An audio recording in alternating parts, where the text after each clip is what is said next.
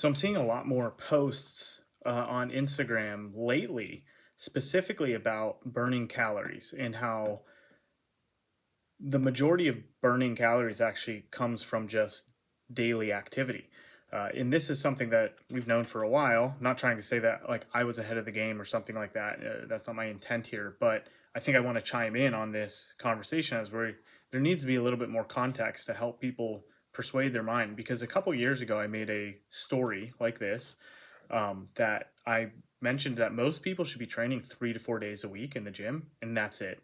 3 to 4 days of dedicated gym training to burn the calories that you need in a more calories per unit time, and to improve other different physiological and psychological factors. I think that is the most sustainable general um, advice that I could give in terms of that. 3 to 4 full body training sessions at an hour each. That's it. Have more time for your life dedicated to other activities that are also productive for other reasons. A lot of people don't commit to the gym or a consistent routine simply because it takes a lot of time away from other things that they need to accomplish during their day, and it makes their life more stressful. More stress increases vitamin and mineral burn rates, which decreases your ability to handle more stress. It's just a vicious cycle. So if you're training 5, 6, 7 days a week, which I commonly hear with clients that I work with and people I talk to in general, you're just in a vicious cycle of constantly trying to figure out how to lose weight or gain weight, whatever your goals are. Your activity should be based off the majority of your life should just be something active. Now, if your job keeps you from doing that, that's when you have to individually consider how do we burn more calories or keep a higher metabolic rate through activity and fit that into your lifestyle that your job requires you to reduce the number of calories you're burning per unit time because you're just sitting at your desk. But we know like 10,000 steps a day on average is about 500 calories. That's 500 calories you could be burning by just walking 10,000 steps a day.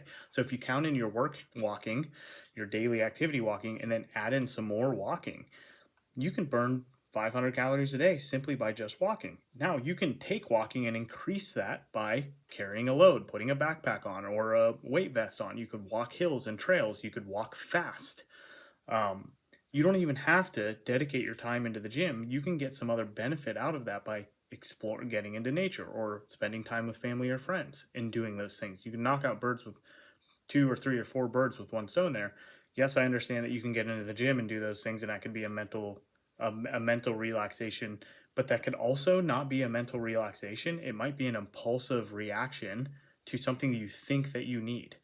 So, in terms of burning calories, sitting at your desk is something else that you could burn calories by just moving your hand on the mouse, fidgeting around, thinking through a problem solving thing that you have to with work on the screen. Whatever it is, you're still burning calories. You're just burning less calories per unit time. But if you go to the gym and do an hour long high intensity training class, and then you go home and you sit on the couch for 3 or 4 hours because you're so exhausted, well, you might not have actually burned more calories per day than you would have if you would have just kept moving throughout your day. That is more sustainable and long term.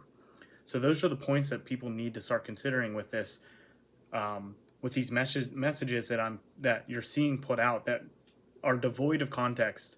They're just trying to state logics and facts that just general daily activity, NEAT, non-exercise activity thermogenesis, um, will actually help improve metabolic rate, improve functionality, and improve calorie burning to improve body composition.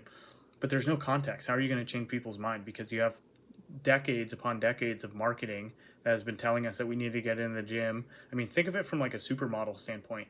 You have supermodels that were put on stage and on camera and in the media to say this is the quintessential healthy woman's body. Yet look at what they had to go through behind the scenes to be that. They weren't healthy at all.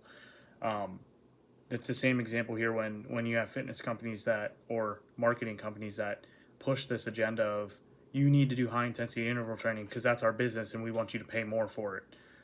But it's not really doing much for you. So sustainable caloric expenditure is what we're looking for.